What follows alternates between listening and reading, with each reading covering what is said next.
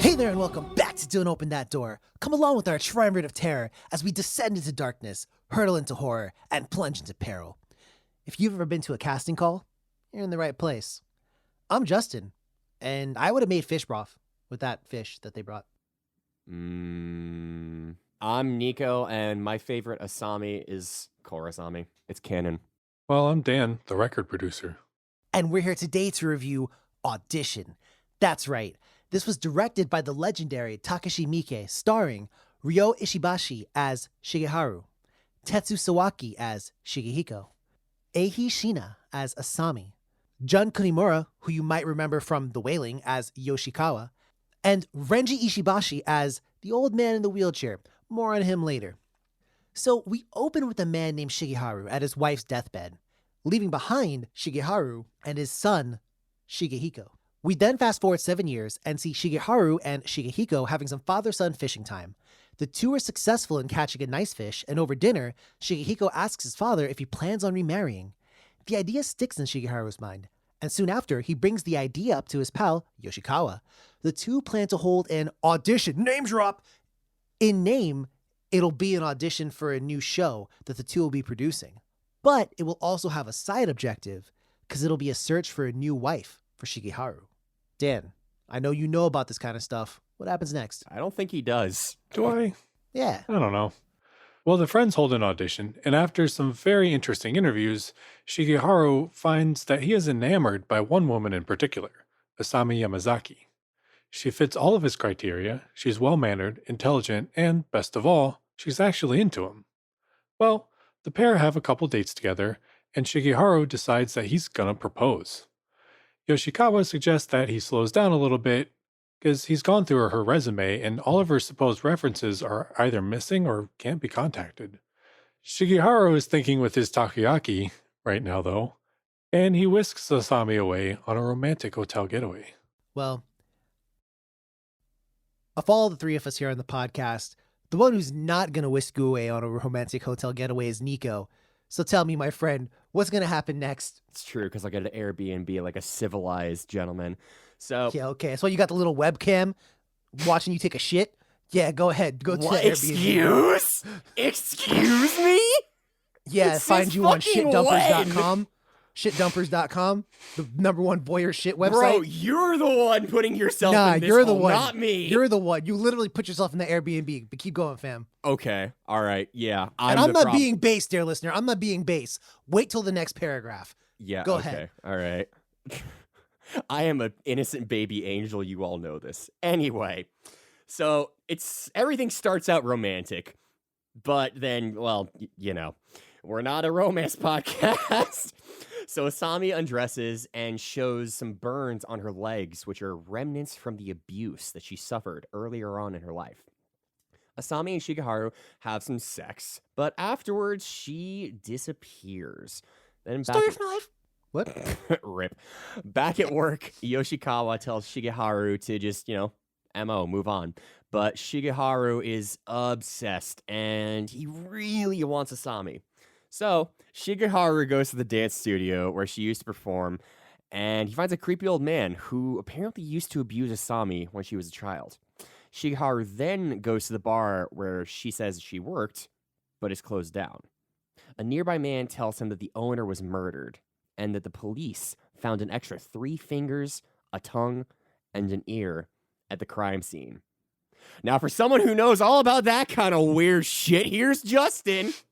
Yeah, Justin. I mean, I actually do, though. Well, anyways, that's enough for Shigeharu, and he heads home. Unfortunately for him, Asami had already paid a visit to his house, found a pic of his deceased wife, and drugged his alcohol. It's not nice. Shigeharu Do you know anything about that, Justin? Huh? About getting drugged? Poisoned? Or any of the other mentioned parts? Is this in your bailiwick? I mean, I've broken into your house once or twice, but No, aside you from haven't. that. Shigeharu takes a drink, passes out, and then awakens seemingly in Asami's residence, and he sees a horrifying scene. There is a man missing 3 fingers, a tongue, and an ear, and he's living in a sack. Asami then shows up and just daintily vomits into a dog bowl at which point she hands it to the sack man and he graciously laps it up. And for the record, dear audience, I was eating dinner during this moment in time. Nice. And I didn't care. I would drink Asami's vomit, TLDR. I'm playing. Wow. I'm playing. Get I'm out. playing. I I'm don't playing. think you are. I I'm don't sorry, think dear you listener. are. I'm not into that. I I'm don't into know. a lot. Not that. Press It's like that one X song, I would to do doubt. anything for love, but I wouldn't do that. How's that go? No, you got Anyways. it. That's the whole line. All right. Well, anyways, this may be a dream, the movie and the podcast. Shigeharu then awakens back in his own house where Asami has a little surprise planned for him. Dan, Who only knows about surprises and none of the suspect parts. I don't even know what to say. Yep, nothing else. All right. Well, as it turns out, Asami actually wants all of his love for herself. Ooh. He doesn't even want him to love his son. Fuck them As a kids, result, I guess. she has decided that Shigeharu is the same as all men, and he must be tortured and killed. We learn more about the abuse that Asami has gone through, particularly when she was a child. She tortures the shit out of Shigeharu by insulting. Ayo, fuck you. Fuck you. Hey, you Bigfoot ass bitch. Fuck your shoes. Fuck your bitch. Fuck your house. My rainbow is blue. My president is Japanese. Those who know. She tortures the shit out of him by inserting needles all over his body and cutting off one of his footsies with a metal wire. Indeed. Shigehiko shows up, the son, and Shigeharu passes out again. He awakes back in the hotel room with Asami, post-coitus, and it is implied that he had proposed to her. She accepts and all is well. Except not, because Shigeharu snaps back to reality, Whoop. and Shigehiko is fighting Asami now. He punts her down the stairs, defeating her, and then calls the cops. I don't know why his dad had to tell him to call the cops. And he didn't do that, but yeah. The movie ends with Asami dying, stating how happy she is to see Shigeharu, just like she did on their first date. The end.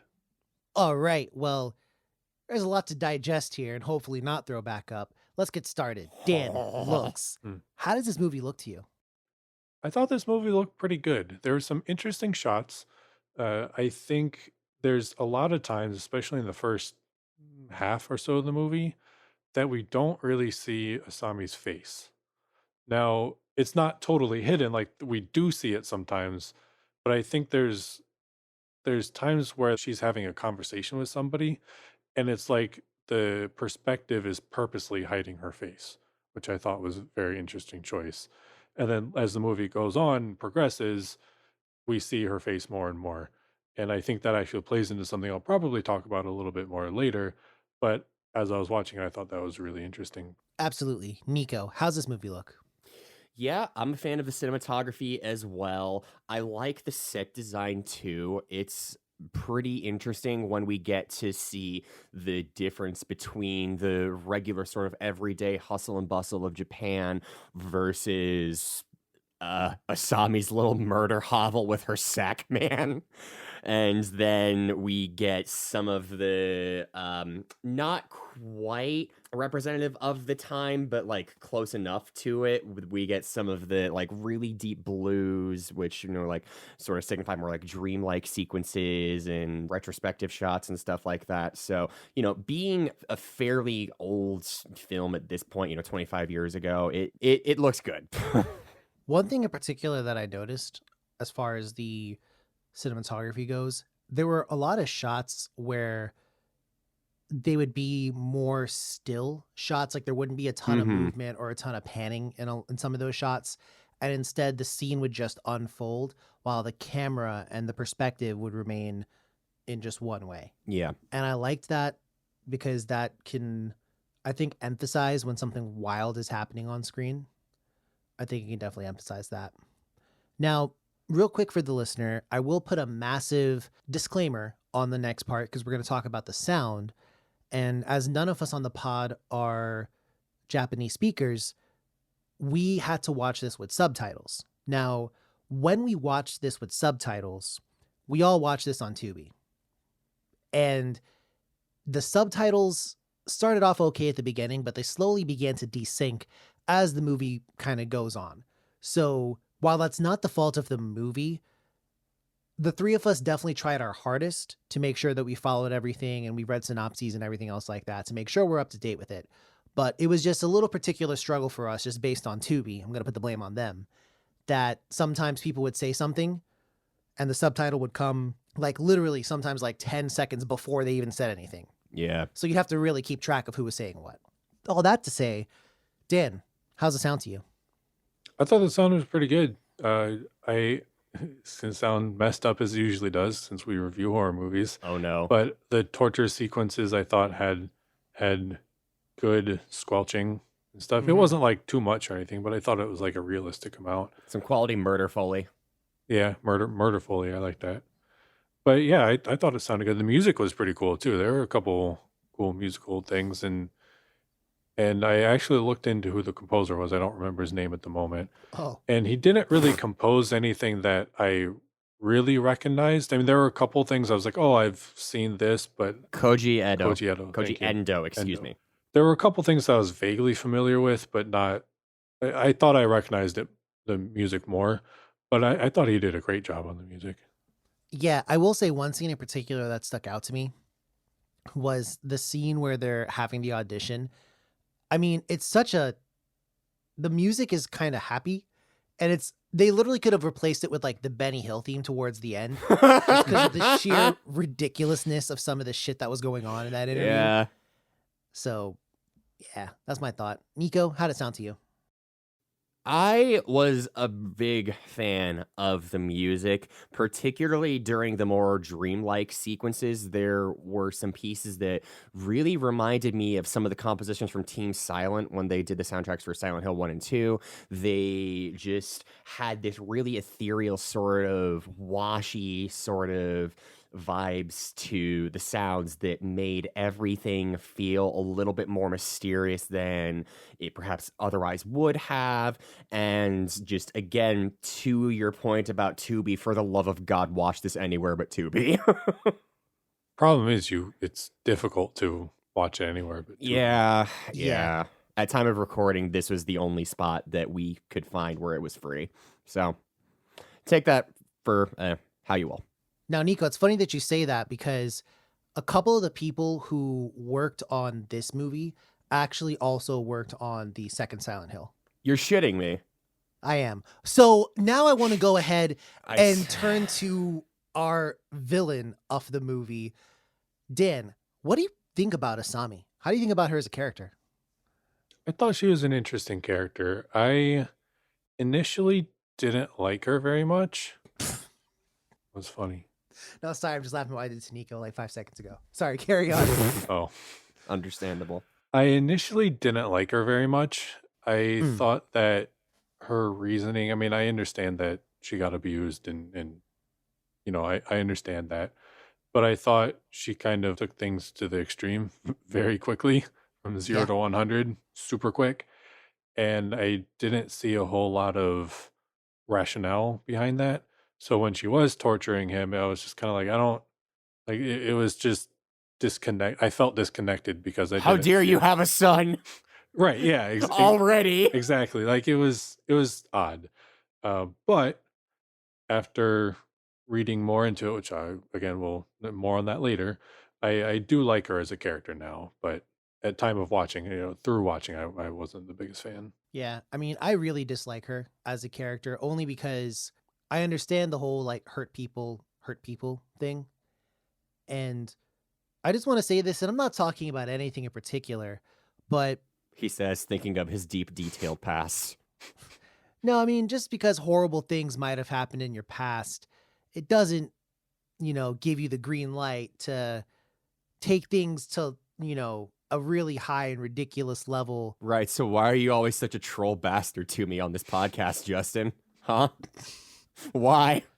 I'm gonna just put that one out there for the time being. Those who know will know what I'm talking about. But yeah. Lil Justin got trolled once. He was like, "Fuck this! I'm gonna troll everyone for the rest of my life." Well, But yeah, no, for sure, for sure. Also, dear listener, well, we'll leave that for a different podcast episode.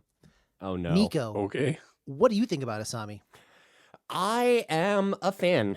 I don't have a lot to say about her, but I like how unsettling she is. It is hard to follow her motivations, and sometimes, like, that is and was frustrating, both for her specifically and in general, when there are, just like it's difficult to sort of like connect plot threads and stuff with characters' motivations. But in her case, I feel like the just unhinged aspect of it really adds to the sense of terror that our father and son duo here feel. So while there could have been certainly more characterization and explanation as to how she got like this, and perhaps, less of a 0 to 100, but maybe a 0 to 10, 10 to 20, 10, 20 to 30, et cetera, et cetera. I don't know. Like, I don't think it was that big of a jarring discordance in what around to the rest of the film. Mm-hmm. Mm-hmm. And just real quick, I'm sorry, something one of you guys said reminded me of this. You know the scene where he like has sex with her and then he wakes up and she's gone? Mm-hmm. Did that happen to you, Justin? There was one critical thing missing, and it could never happen to me like that. Because I'd be fucking hungry. They never ate. They never ate dinner. He was like, yeah, we can. No, we never see them. Nah, bro. You telling me he woke up after sex, fucking left, ate dinner, they came back and then went to sleep?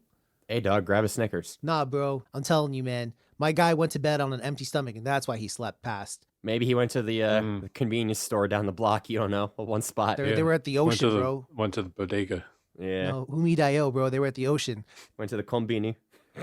Exactly. We know. If you know, you know. Now, I want to touch on some themes real quick. And I guess, Nico, is this a feminist story to you? Why'd you Dan, have to ask me first? Dan, any insight on this? I don't think it is. Okay. When I think of feminist stories, and I guess there's probably a lot of different ways to interpret that statement, Certainly. but I think of powerful female character who maybe overcame certain hurdles, that's a dumb way to put it, but Which Asami has done, but. a lot, but in all caps, yes. I think that the tortured twist and everything kind of skews what could have been a feminist reading of it into the sort of non-feminist territory, I guess. And if she didn't turn not only evil, but like twisted and like really fucked up, then I think it could have been read that way. But that to me kills that interpretation. I'm going to say yes, it is. Only because I don't think being a hero or a villain precludes a film from being feminist or not. That's Like, a really I good don't- point, Justin. All trolling bullshit aside, that's a really good point. Well, I mean, when you look at it, even when it comes down to how the movie is shot, and how do I say this? Okay, so Asami never like takes off her clothes or anything like that until she's ready to, which is a marked difference from what happened to her in her past. Right. And then when she gets into bed, she reveals herself to Shigeharu. He doesn't like go just dive in. Like she reveals herself to him. And she in fact tells him like when to keep his clothes on and when not to and everything else like that.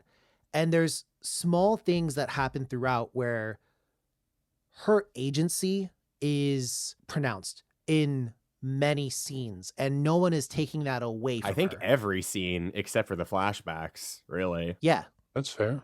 And in particular, you know, she even is to the point where she strings him along, you know, she like, And then up. she was like, I was waiting, you know, hand on foot for your phone call or whatever. I'm so excited to see you, you know, and just like, she literally hits all the notes that she knows men like Shigeharu want to hear. She literally knows all of them.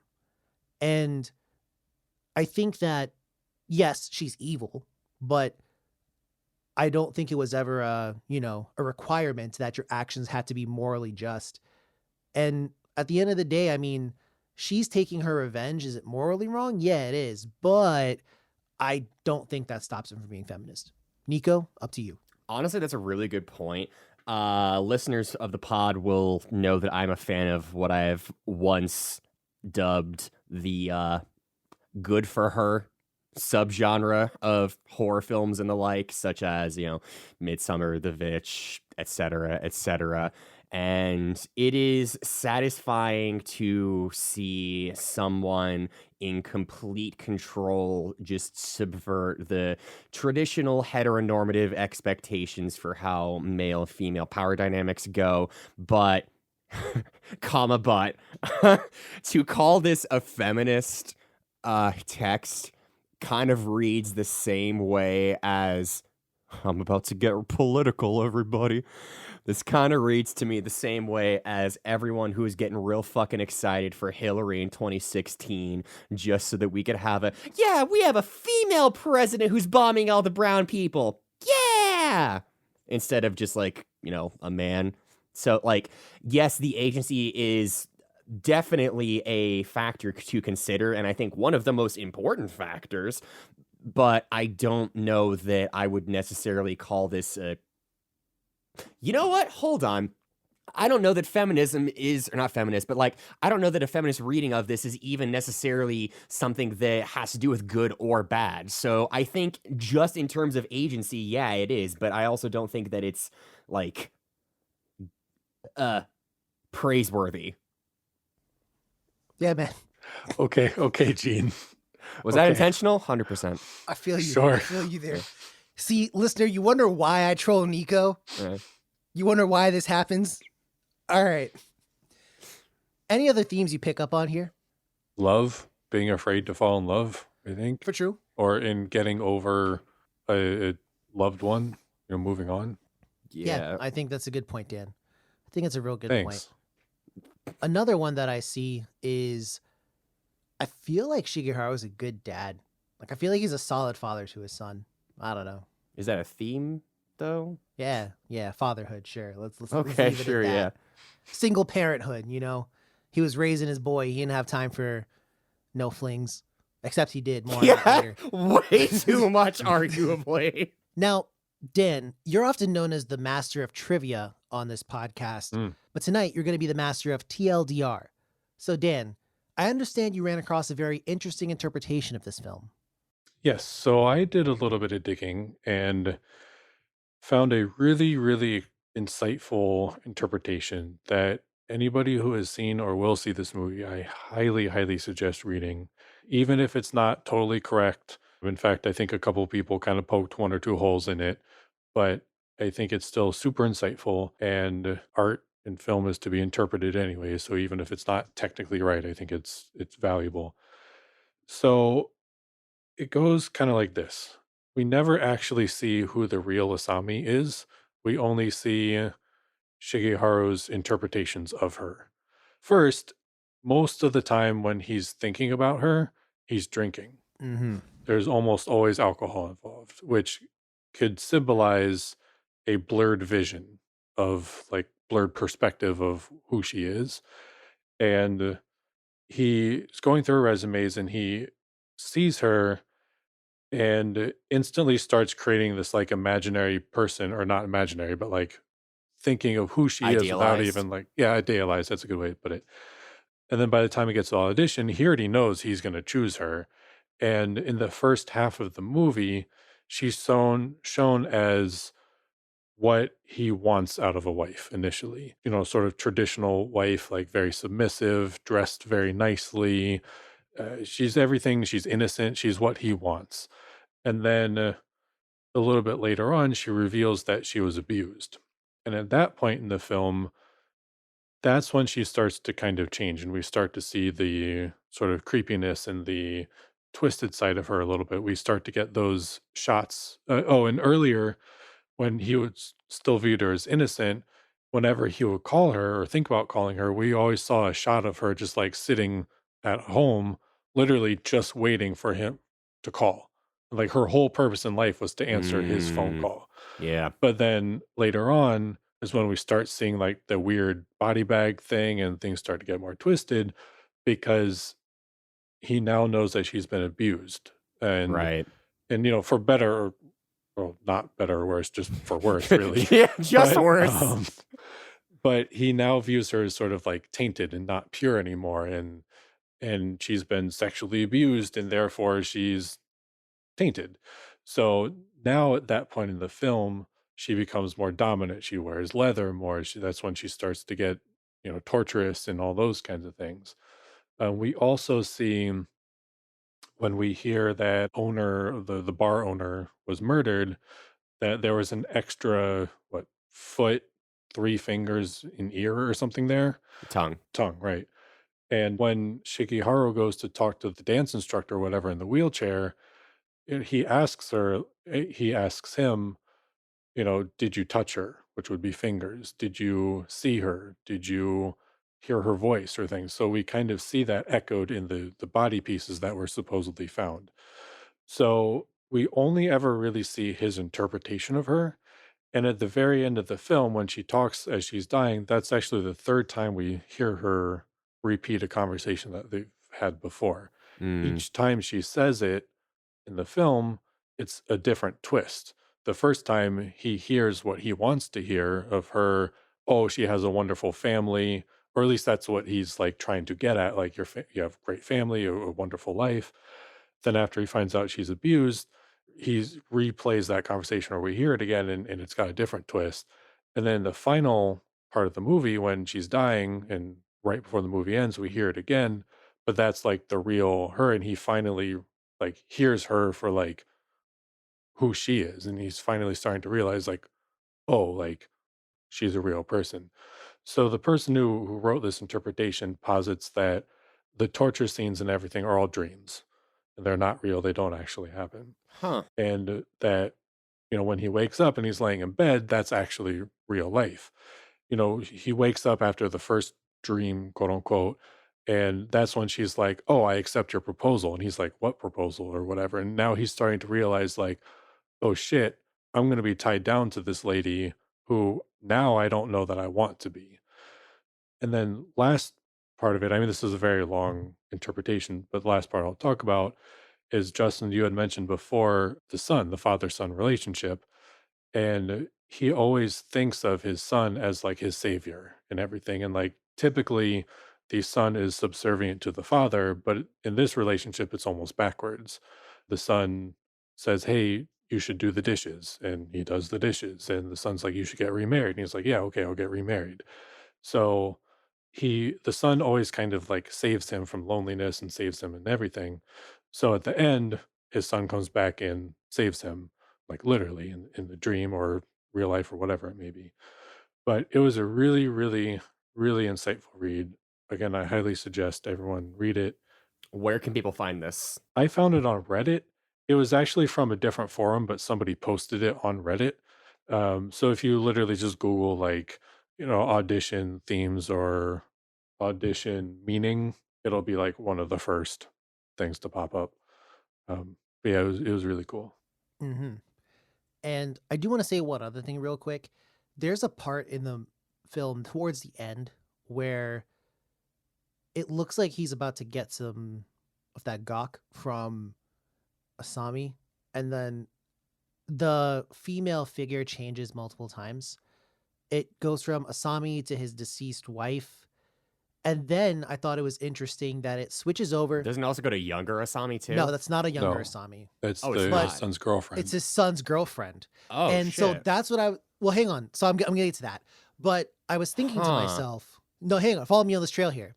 So first, and then it changes to the office lady who's there Mhm. too. Yeah, Pam Beasley. And well, here's the thing though. So throughout the movie, we see her being like, "Hey, I'm about to get married." And he's all kind of like, he's a little stone faced towards her. He's like, "Oh, I wish you all the best. Good luck." And then they kind of come out and say that they hooked up once. I wouldn't say they come out and say it. They imply it. They say it. But they say that in that weird dream sequence. That's not even like in the interpretation I read dream sequence, the one where everything's getting all fucking weird. So maybe they do, maybe they don't. I feel like, and I guess this is my TLDR, but I feel like they did because she acts so weird around him and she's always looking at him as if she's she tries to evoke reactions from him and he doesn't give her anything. Mhm. And I think that fits perfectly with, we hooked up once, you wanted something Yeah, more, for and I sure. never did. Sure. That's my thought process on that. And a second, more sinister thought process is when it warps to being his son's girlfriend, because he remarks once in the movie, he's like, oh, like, she must be cheating on you. She's too hot. And then, or at least I think that's him, subtitle son. Yeah. But- Yeah.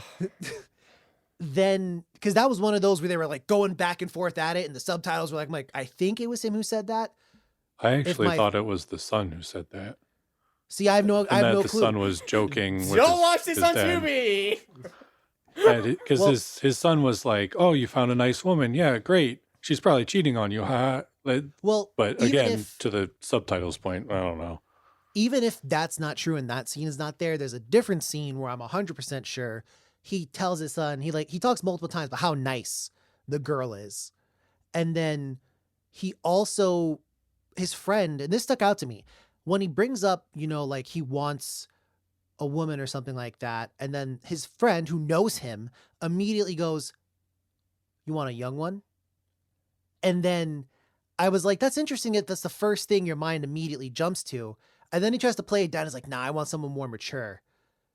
But then mature turns out to be between the ages of 25 and like 30. So what's young to you? I don't know. But then there's also the kind of cultural association that you see sometimes with like the skeevy older businessman going after like a high schooler or something like that. Mhm. Kamoshida Persona And- 5 what? Right. And I'm not saying it's like a Japanese exclusive thing, but I'm saying that Definitely is a not. culture that is a thing. And that's where I was like, and he's like, he throws her away. He's like, no. But I think the fact that she even showed up there means that he had thoughts about her in that way. Even if he didn't necessarily act on them because A, he fucking cares about his son, but B, I don't know. I just thought that was interesting that she shows up there at that point in time Yeah. with the other kind of sexual figures in his life. Yeah, and So- it's interesting because I took that little scene there, as like guilt, Yes. because early in the movie, when he first starts thinking about Asami and everything, he does feel guilty about moving on from his wife. Yes. There's a point where he like turns away his wife's picture because he's feeling guilty. So I think that like little sexual scene was supposed to be, or the way I took it was like, he may have had those thoughts, right? And it's his guilt like manifesting in that. Yeah, true. And I guess I just want to close this out by asking one question that we often ask. I've saved it till the very end. Is this horror to you guys? I think it is. That was a tough one for me. And as I watched the movie, I thought about that a lot, actually. I think there's enough horror in it to psychological horror, personally, to kind of push it past the threshold into horror for me. And I know on a previous episode I talked about just because there's horror elements doesn't mean Yeah. it has Yeah, to be yeah. horror. But I do think that it does qualify as that. But I think it's not as solid of a horror as many other horror films are. Yeah, I ain't gonna front. I don't really think it is. I think that there's some body horror stuff that happens at the end of the movie for sure. But past that, not for me. Nico? I think it is. I think it's psychological horror, but I'm leaning more so towards like a really violent drama kind of, because like there's still bits that are scary outside of like the body horror at the end with all the needles and just we didn't talk about it very much in depth, but like just think about this description for a second. Imagine getting needles in and around your eyelids and just having them like thrummed. Mm-hmm. That's a terrible image, right? You don't want to see that. Along with getting your feet sawed off, it's not a good time. But yeah, I would put this as psychological horror. Yeah, I thought she was gonna like pain Olympics him for a second there. Mm-hmm. Bro, right? Same. Oh man. Don't Google that, by the Don't way. Google Do that. not No, Google don't Google that. that. If you are from a certain generation, you know, and otherwise, you All don't need to three know. of us said that. That should tell you something, dear listener. Oh, Yeah, that's one of those things that deserves to stay in the past. Now, as all of us relive some trauma, oh man. all right, I time for the what would you. Thanks, Justin. That's what I'm here for. Time for the what would you do, and this one's going to be pretty simple. I think. Everything different. Well, let's say that you're dating someone nice, and then, as it turns out, she might be a little serial killery. At what point in the movie would you have been like, nah, something's wrong, and pump the brakes? The audition, when I couldn't get a hold of any information about her with any kind of references or nothing. Like, if I found... Okay, sidebar. Things were different in the 90s, yeah? Like, I could go and find some baddie on Facebook and, like, she might not have her address listed, which is fairly fucking reasonable and, in fact, a good idea. But, like, if I am in 1999 Japan and I'm at a talent agency and I have, like... these stacks of different people auditioning, and all of them are pretty normal, except for this one girl who's like, yeah, she comes from this sort of like abandoned little halfway house, and none of her contacts are answering the phone. That's where I pump the brakes. I find this question hard to answer, and this may be a cop-out, but I find it hard to put myself in this situation because I just think it's really sleazy to set up a whole TV show. Oh, audition yeah, to find a way. hardcore. Like, I just wouldn't do that. Like, at what? And I know we try to avoid the whole "why I just wouldn't do that in the first place" thing, but like, I don't know at what point I would not, because like, it's, I don't know. Let's say that like you're not like a producer or anything like that. Maybe you're the guy who was just a cameraman. I don't know, and you just happen to go in there and talk to her, and you guys just hit it off. Yeah. At that point in time, I'm not saying you got to be your boy Shigeharu over here. I'm just saying, let's say you somehow, wound up in a relationship with her in that way. At what point in time are you pumping the brakes? I guess my cutoff would be after we have sex, she disappears, and I go to like find her. And I see this weird wheelchair dude with no feet. So he has like no feet or fucked up feet. It looks like he's wearing like... They're cut off. Like, and he's wearing like skin shoes. Yeah, it was fucking weird. And then he starts like advancing on me and being like, oh, did you touch her? Did you smell her? I'd be like, all right, I'm out. And then especially if I went to the next place and be like, oh yeah, that's where she worked. And the owner was mysteriously found murdered with like her body parts scattered everywhere. Yeah, okay, nope, we're done. We're done. So I'm not going to lie. You would go all the way. I would probably get literally all the way until he would lose his first foot. And then he'd be like, all right, I'm done. No. Just get up and walk away. I would get Hobble one away. step. I would get one step past Dan. And because he only has one foot that works. And I would get to the bar. And once I found out the bar was shut down and the owner was killed. Yeah. At that point in time, I would probably be like, shit, am I next? Yes. And then, I go home and she'd probably poison my orange juice or something. Anyways, she'd probably poison my orange juice or something like that. And I don't know. You might find me with one less foot, but I'm a sucker for love and romance. So yeah, sorry guys. Now, I want to take this here, and we've had a nice discussion, but I want to take it to the critical review. What do you think this has on Rotten Tomatoes? I feel like this is a movie that got really good critic reviews. Probably. I'm going to say 90. I'm going to say 87. Nico wins. It's Damn it. 83 from the critics on Rotten Tomatoes. It's got an 80 audience score, so kind of consistent there. I want to know what you think. Give me your score, maybe your favorite scene, and just what you like or don't like. I'll go first. So Thank you. For me, this movie's going to get a 75. I can appreciate things that happen in the movie, But much like Dan and Midsummer, this one just wasn't for me. And I understand it's deep and there's a lot going on and you can really lose yourself in theorizing and thinking about it. But for me, it was a little on the long side. I don't think it had to be quite that long. There were parts to it that I was like, all right, let's go. And honestly, it's just not my thing. But I can see why people really like it. I surely can. And I do understand the role of the film as, even if you don't consider it horror like I do, it still has heavy influence on the horror genre and thrillers and all that jazz. My favorite scene has to be the audition because just some fucking wacky ass shit goes down in that. Highlights being a woman randomly strips for seemingly like no reason. I Yeah. wasn't sure about that one. Yeah, that was weird. And then like sometimes they'd be like, would you ever be in a porno? And I'm like, what? And then one time he asked the chick, he's like, are you psychic?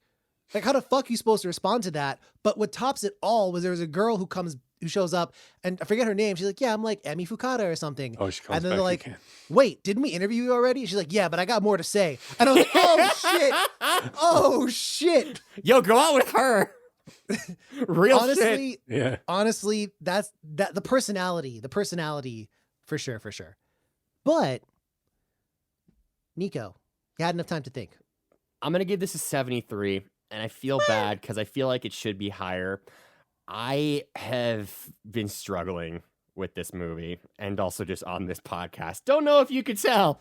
The watching experience was frustrating. This is something that is like really right up my alley, but it just didn't click with me as much as I was hoping that it would. I still enjoyed it, and I still think that it's definitely worth a watch.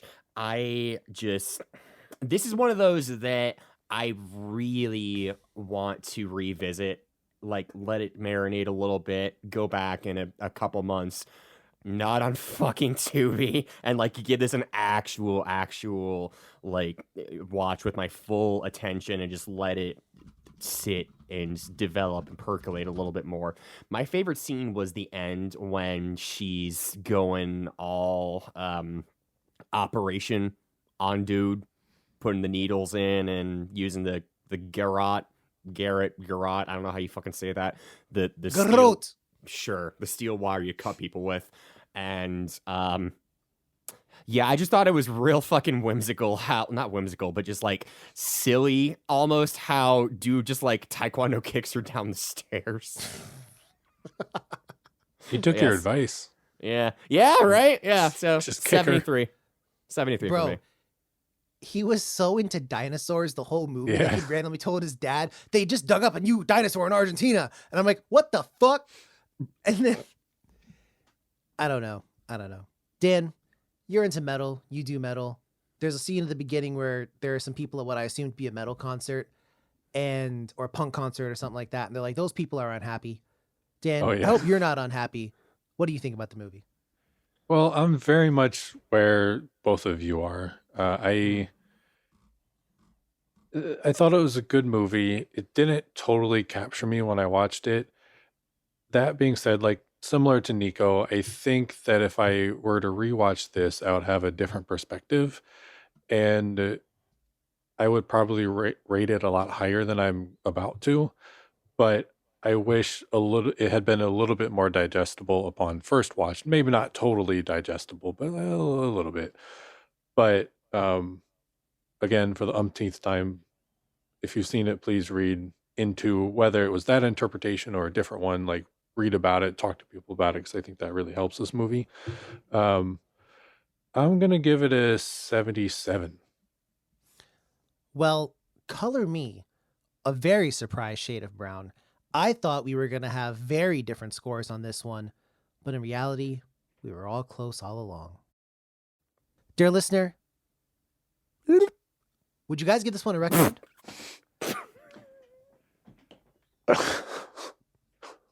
I would. I would. Just again, for the love of God, not on Tubi. I think I would. I think I would, yeah. Now, are we going to recommend this for any kind of super special award? Unfortunately, I don't think so. I don't think so. Like part of me wants to, but I don't think so. Dear listener, now's your time to chime in. Let us know what you think. You can find us on X and Instagram at DOTD Horror. We're also on Facebook. That's right. Don't open that door. Plus, you can check every episode we've done on our website, the legendary dotdhorror.com. And if you have a moment, give us a like, a review, and spread a kind word to your associates. Tell them about the podcast where you can get a very educational breakdown, a question of feminism, and an unknown host talks about potentially lapping up vomit. All this and more. All this and more, dear listener. And it's Nico. Nope. So always remember. Nope. Take care of one another. Don't Definitely hold an don't- audition like this, you fucking weirdo. Don't Yeah. do it. Also, don't Google things we say not to Google. But as always, dear listener, don't open that door.